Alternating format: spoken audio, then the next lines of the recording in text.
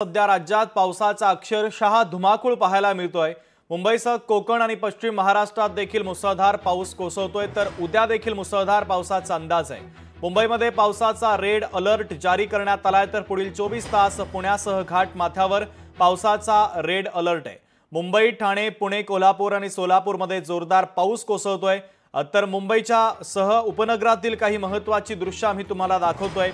Kandivali, Chembur, Dahisar, Sion, Dadar, Hindmata, Marine Drive, Worli, Andheri subway या ठिकाणची ही दृश्य आम्ही तुम्हाला दाखवतोय।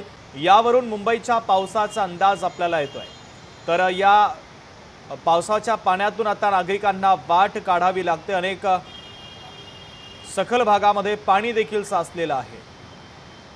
तर वाहतुकीवर आणि लोकल सेवेवर देखील याचा मोठा परिणाम होत असल्याचं पाहायला मिळतं। अनेक बस देखील खोळंबलेल्या आहेत। वाहन चालकांना पाण्यातून वाट काढण्यासाठी कसरत करावी लागते। अनेक दुकानांमध्ये पाणी शिरलंय, तर घरांमध्ये देखील काही ठिकाणी पाणी शिरलेलं आहे। संसार उपयोगी वस्तूंचं नुकसान झालंय। वाहन चालकांना या पावसाचा मोठा फटका सध्या सहन करावा लागतोय।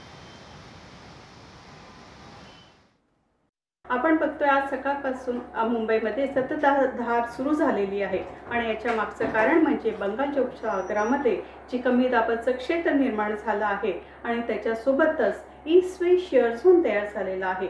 सायक्लॉनिक सर्क्युलेशन तयार झालेलं आहे। याचा संयुक्त प्रभाव म्हणून संपूर्ण कोकणामध्ये आपल्याला मुसळधार पाऊस बघायला मिळतोय। काही ठिकाणी अतिशय मुसळधार पाऊस सुद्धा दिसेल।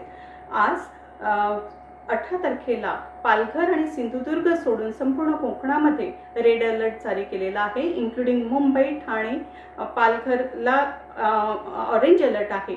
उद्यासाठी नॉर्थ कोकणासाठी मुंबई, ठाणे, पालघर, नाशिक, रायगडसाठी रेड अलर्ट जारी केलेला आहे। सोबतच फिशरमॅन वॉर्निंग सुद्धा इश्यू केलेली आहे की त्यांनी समुद्रामध्ये जाऊ नये। लोकशाही मराठी ऐका, पहा, जागरूक रहा।